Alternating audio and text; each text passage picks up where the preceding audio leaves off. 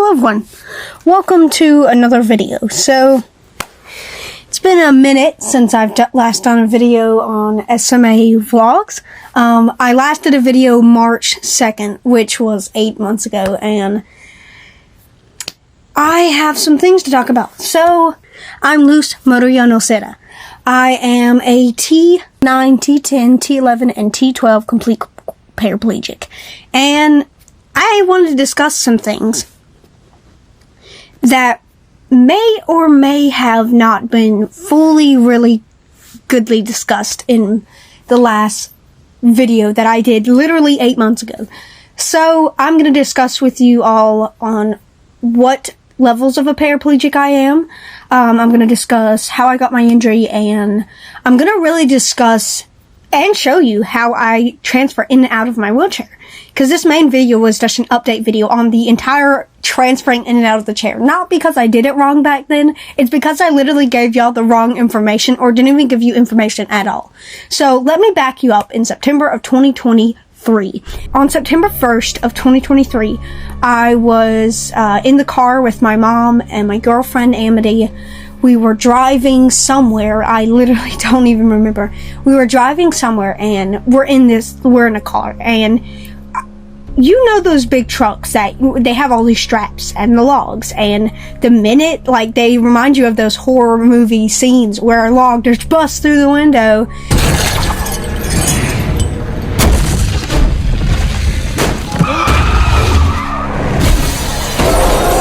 Out of freaking nowhere.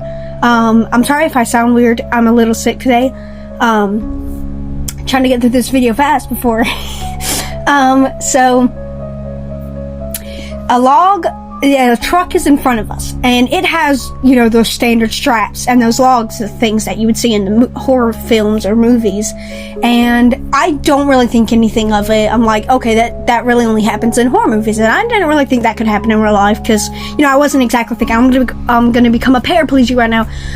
But as he was drunk, by the way.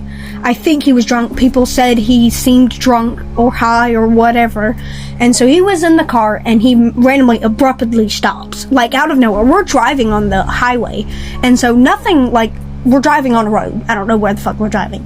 Oh, I don't know where we're driving to. But my mom is behind the wheel. I'm in the passenger side, right beside my mom. And my girlfriend is in the back, just right behind me. So, like, mom is here, and Amity is right here.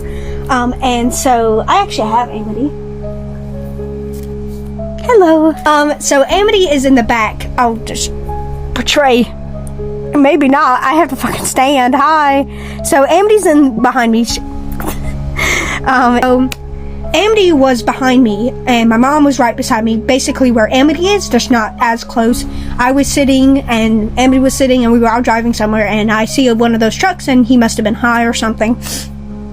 So he's driving the truck, and he just makes an abrupt stop, like out of nowhere. We're not expecting it. We didn't crash into him. When he did make that abrupt stop, the strap of the logs that he was carrying unhooks. So we see it in those movies and scenes. We see it physically unstrap, and we're like, and it's giving me a cold chills just fucking thinking about it, because it is a horror, like literally a horror movie depiction of a damn accident. And so the log comes flying forward towards my side of the car.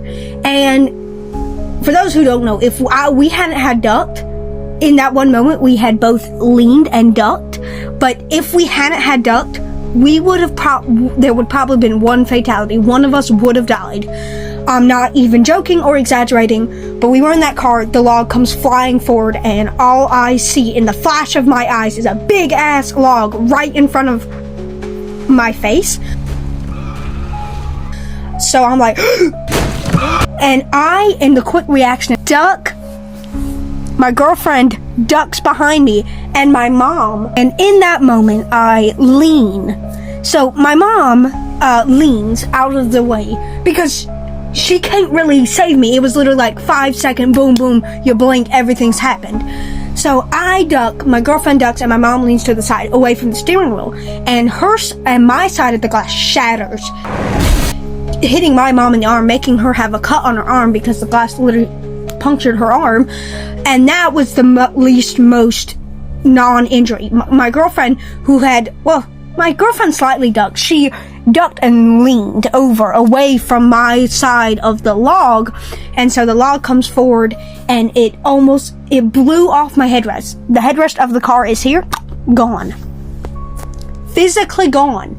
So my headrest of the car, the normal average headrest the car has, gets blown off. And the log is sitting there. I'm ducked over like that. And all I see when I look up is a big ass log over my head.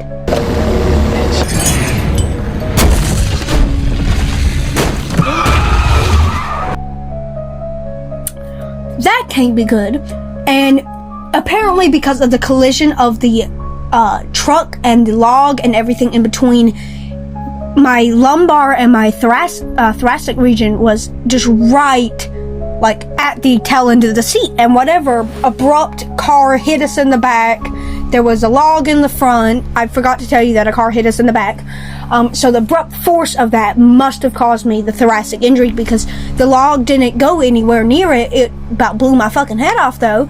But the log, since the big collision, made the other car stop abruptly into our car, causing like some big force, causing my thoracic injury to get injured, thoracic vertebrae to get injured. And so I can't feel my legs at this point, or the little side bottom of my core. And I think that's because of adrenaline. And like, we're all terrified, mind you, we're all terrified. And my girlfriend, I check if everyone's okay. Like, I'm still speaking by this point. I'm leaned over like this. I'm like, oh my god, is everyone okay? And like, everyone is okay. And when I try and lean towards my mom, my core just kind of falls. And I'm like, okay, I'm weak because I'm filled with adrenaline. I'm scared, like I'm shaking, like that must be it. Because I wouldn't immediately think in that situation that a thoracic injury has just occurred, or I was in that sort of injury that would cause me all that like struggle and pain, like oh fuck. And so my girlfriend is like scared. I think we're all crying by this point, or I'm not, but I'm terrified as hell. And my girlfriend, I think, is slightly like scared as fuck. And so she's like, are you okay? Like, are you okay? Like, is Camilla okay? My mom. And we're sitting in the car, and like 5 minutes go by. Every police officer and every firefighter was already there, because thankfully we were near like police stations and fire stations. So this was a good sign that we were near police stations as quick as we could, because I would have died. And not for the reason you think. So I was with my legs, and I couldn't feel them at this point. When they tried picking me up out of the car, like they tried just to get my core first, because they thought, like she said she's not really complaining of leg pain so far, so we think it's a spinal cord injury. So what they did was they kind of lifted my core up like that, sort of, and then they put a board under my legs and like fucking strapped the living fuck out of my legs. And they also did that with my neck, because they just saw the headrest blown off. I was in a neck brace, and I was like it with a backboard and everything, with my legs strapped down, with my neck in this thing. My mom was like asked questions like, can you feel this? Like, are you able to move your legs or wiggle your toes? And they tried to ask me that. I was too like scared and like didn't really know what was going on, so I didn't really answer them. But they tried to, get that on me, and when they put the backboard on me, I could not feel a single thing below my like waist. And I was like, I'm like, in my head, I'm literally still thinking that this is adrenaline, even though that thought has probably passed minutes ago. And so they lift my leg, and then they put it on the board. And so, like, I'm strapped in, I'm going in the ambulance, and during the ambulance ride, I pass out, and my lungs begin to deteriorate severely. my lungs are going from like 90%, because I have cystic fibrosis. They go from 90 to 85 to 70 to 40 to 30. They went to 25% just in the 10-minute ambulance ride. I was losing my lung capacity and my TLC, total lung capacity, really quick, that they literally had to trach me, like, right when we got to the hospital. Like, they put me in the ICU room and they trached me, bedside procedure. They just trached my ass. That's why I have this little scar on my throat that you can you see it better? Yeah, I don't know. So they trached me, and that's why I have this scar.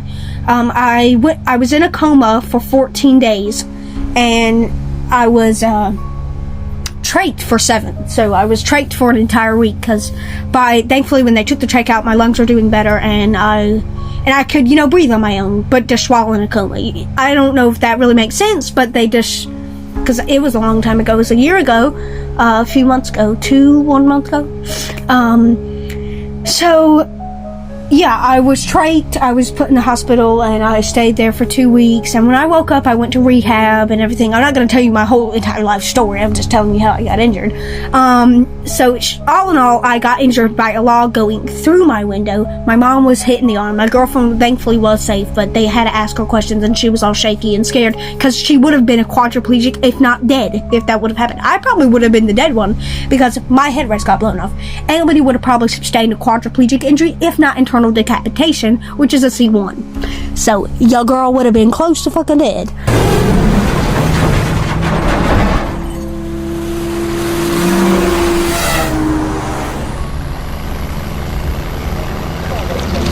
Ah! Son of a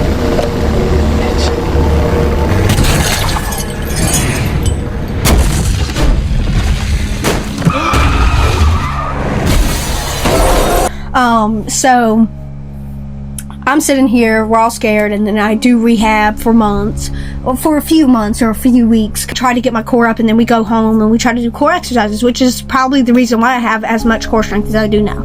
I am not a T6, I'm not any of those high thoracic injuries, I'm not a high paraplegic, I'm a low paraplegic at the T9 and just down. So I didn't make it to the L's, but I made it to the biggest vertebrae of the thoracic region, which is the T12, and so I'm a T9, T10, T11, and T12 complete paraplegic. I can't feel any sensation in my legs. After a year of rehab and therapy and sensation tests, like the hard and soft and pokes and things, I still can't feel a single thing in my legs, which is the main reason why when something falls on my legs, I'm like, oh, I still get that internal reaction, like, it's gonna hurt, oh, wait, I can't feel shit. So I can feel like a lot of my core, basically where my jeans are. I don't know if you can really tell, but basically where my jeans are is, God, it's short. Really accurately, well, basically the end of my abs, really tell you the sensation I have, because I can't feel from like the top belly button down, and I don't know if that's worse or better sensation for a T9 or T10 or T11 or T12. I don't really know, because I'm not like a spinal cord injury expert here. I'm the one who got injured. So after a few weeks, a month of rehab, I finally came home and they had to work up my catheter and my medications. Currently I'm on several medications, as they would call it. I have to get them all out. So it's gonna be a bit. Hold up.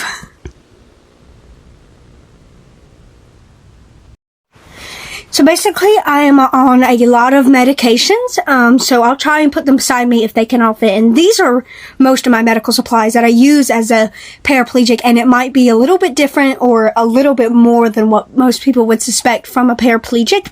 I even forgot an item. Now, some of these supplies I use often, and some of these supplies I use rarely, but they're still in my medical supply book, if you will. So I'm going to back up here. If the camera can allow it. So these are all my medications and things I use as a T9, T10, T11, T12 complete paraplegic. And I'm going to explain the reason why, and I'm going to explain what they are. So the first thing I use are enemas or enemies. So these enemas really help me just go to the bathroom. Since I am a paraplegic, I have lost the ability to use the bathroom on my own. So I've lost the ability to control my bowel and bladder both ways. I can't push on my stomach to help it or anything. I just have to physically do it digitally, or I have to manually put something up my butt to make me go. You know what I mean? Which is something I've been doing a lot today. Won't get into the big reason why, but you probably know. Whoa, my head has gone out of lighting. There you go. So I use these every single day. There's not a single day that I do not use these. I physically have to use these every single day, whether I like it or not. So I basically use these to go to the bathroom. They're just a stimulant to help my bowels, because I physically don't have the ability to control my bowels or move my bowels. I do, but just with my finger. So I have this bottle, and it contains 100 something enemas. I use 2 enemas per go, and I go twice a day to fully empty my bowels for the day, and that's always been the schedule that's worked for me. Every paraplegic and every quadriplegic has to find a schedule that works for them. Some people use the Priesting system, or some people use a water bag, or anything that basically is controlled. Like, some people have a helper to put the stimulant in, like, for quadriplegics who have limited to no hand function. Thankfully, I don't need that, and that's fine if you do. And some quadriplegics don't have that ability, so they need a helper. Thankfully, in my case, I don't need a helper. I just lean to the side, and I put the enema in my hand, with gloves, obviously, which is gonna come up. And I just stick it with a mirror, because I need a mirror, because I can't feel anything on my butt. So, or anything that's going up my butt. So, these are enemas. They just basically help me go to the bathroom. These gloves. These gloves are the main process for everything. I need these to go to the bathroom. I need these to, like, put in my NG feeding tube. I have that because I don't eat really well. Nothing to do with spinal cord injury, just me. And my issues, not caused, maybe some of them caused from spinal cord injury. I don't really know. I had them when I was 14, before I was injured. For those wondering, I am 38 and I got injured at 26. So, 2023. And so these are gloves, and they really help me go to the bathroom, because these I use for DRS, digital rectal stimulation. That's a hard word to say, or hard phrase. So basically that helps stimulate the bowels even more, and sometimes, it's gonna get TMI real quick, you have to pull out whatever's in you. Because that's part of it. I can't do that on my own. I can't push. I have to use my finger to do a swirling motion right near my anus, or my rectum, and it helps get everything out, because I release it manually, or I just, manually. So, this helps me go to the bathroom every single day. Like, again, I use these gloves every single day for my NG feeding tube placement, for my G-tube placement, for, like, when I need, like, not the G-tube placement. That happens every month or two. These basically things help me go to the bathroom every single day. Another thing revolving the bathroom.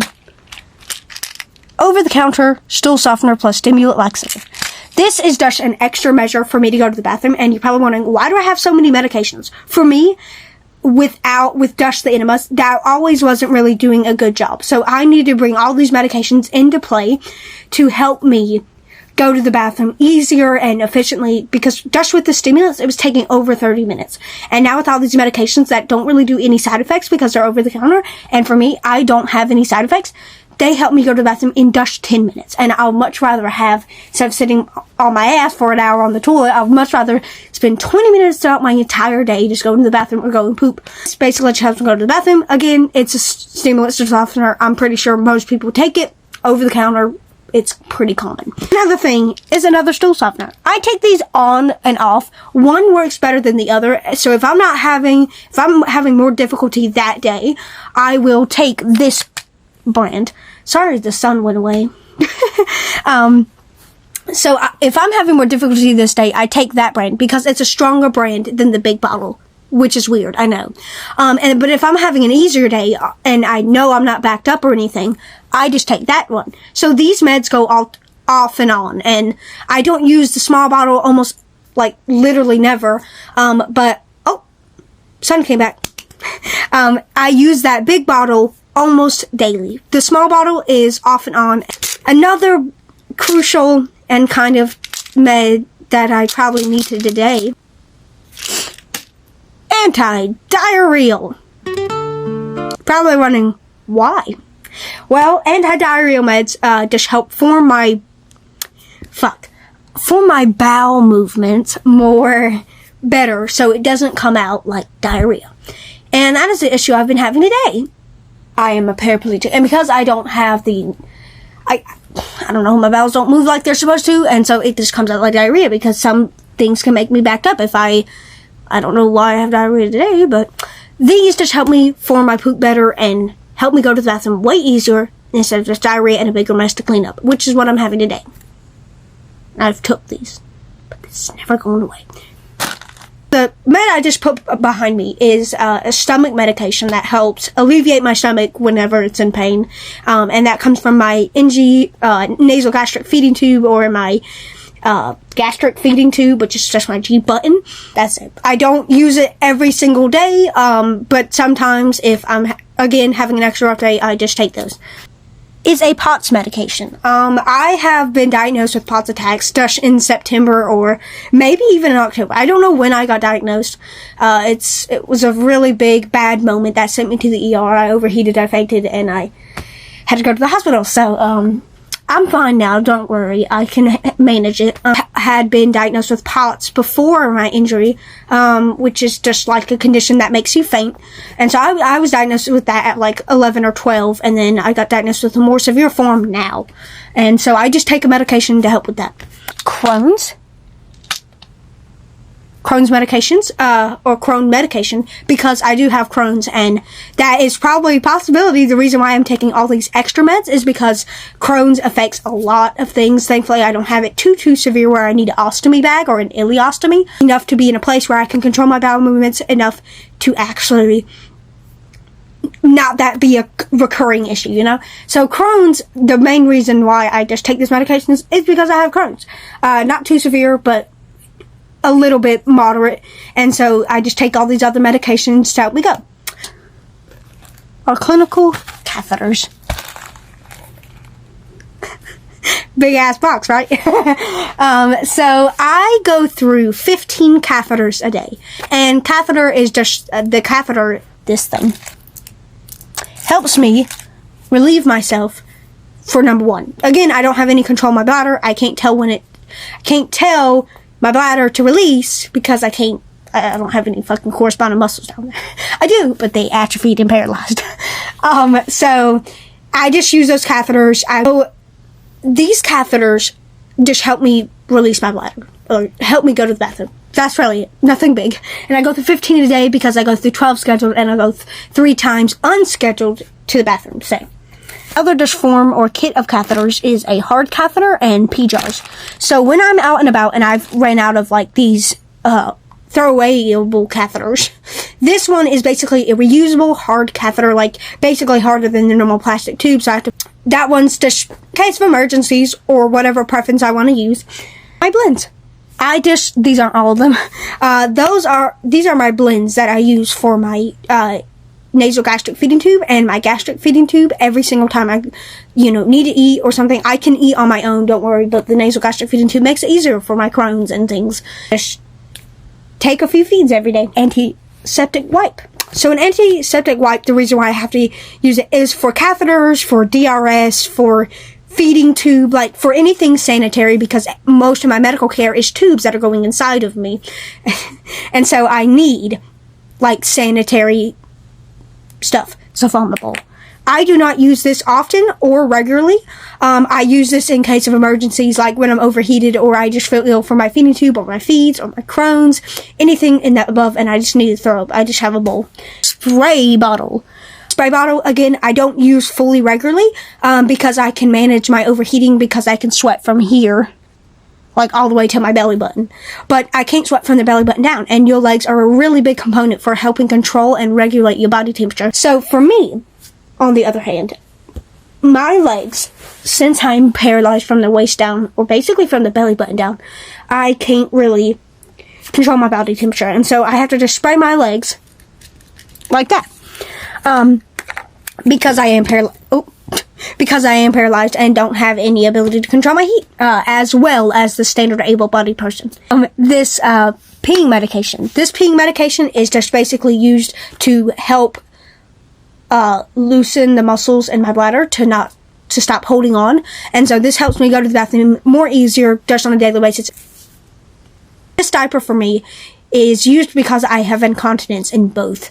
So I have incontinence in my bowel and bladder, mainly in my bladder. So I will leak out of nowhere. So my bladder is constantly leaking throughout the day, like just distributing urine. My bladder is constantly doing that every single day, and this resolves me around having 2 to 3 diaper changes every day because my bladder is constantly leaking. These have been very helpful. Without it, I would be constantly having to change my cushions and my mats every fucking day.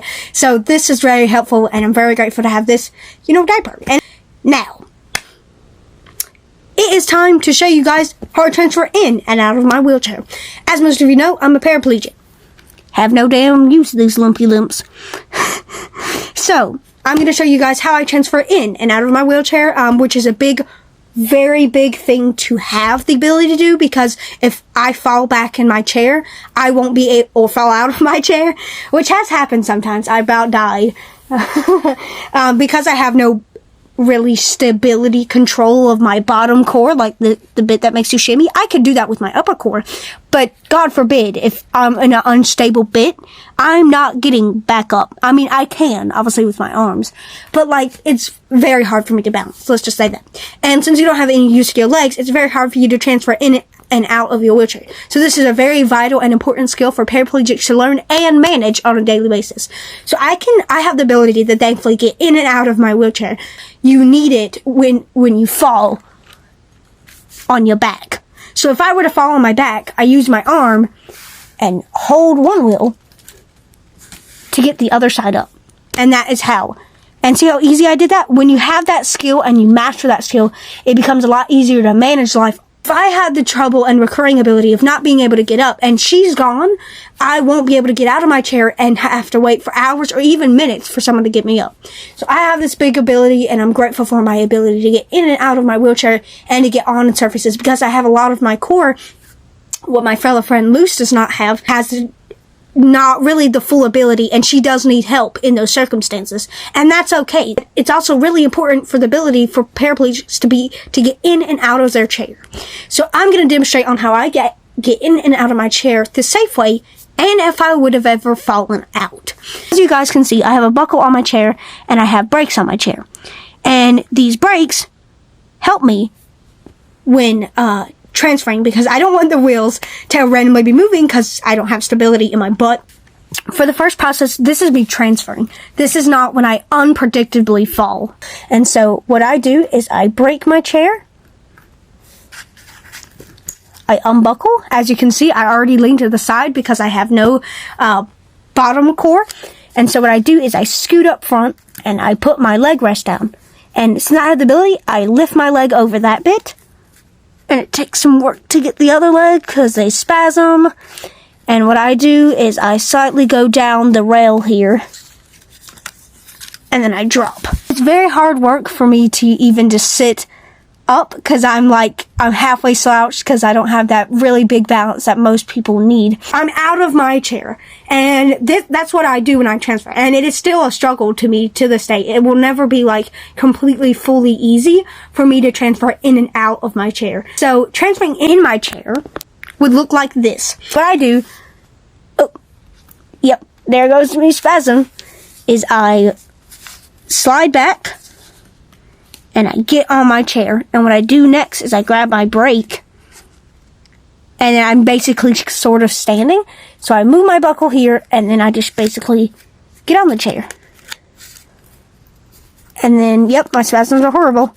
And so I'm getting into the chair, and I'm sitting.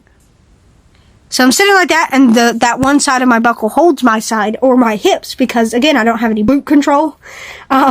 So that buckle really saves me, and what I do is I basically just get back a little further for how far my chair will let me, and then I buckle, slide down so my core doesn't die, and then I push my spastic legs back and unbrake my chair. So that's basically how I transfer in and out of my chair, prompted, fully like knowing what everything is happening. But if in the case I were to fall out my chair without my brakes on, what would happen? If I were transferring and I somehow forget the brakes, and yes, this has happened.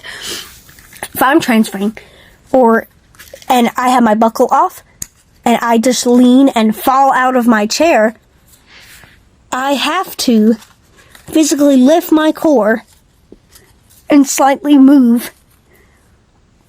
Oh, yep. To where my legs will allow me. Come on, leg. Don't break off. I have to pull my leg out. There. So I've...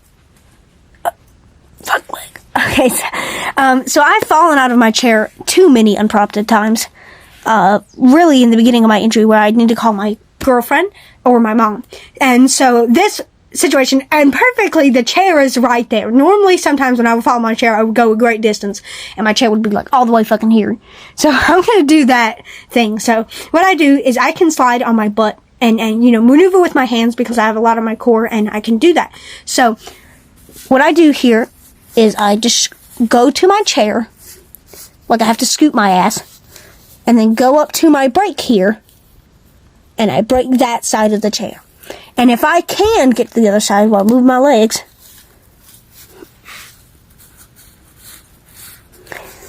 is I go to the other side and I break my chair. And the camera isn't going to show you that accurately, and thankfully I have enough hand strength to slightly, my neck looks funny as fuck, to slightly drag my chair with its brakes.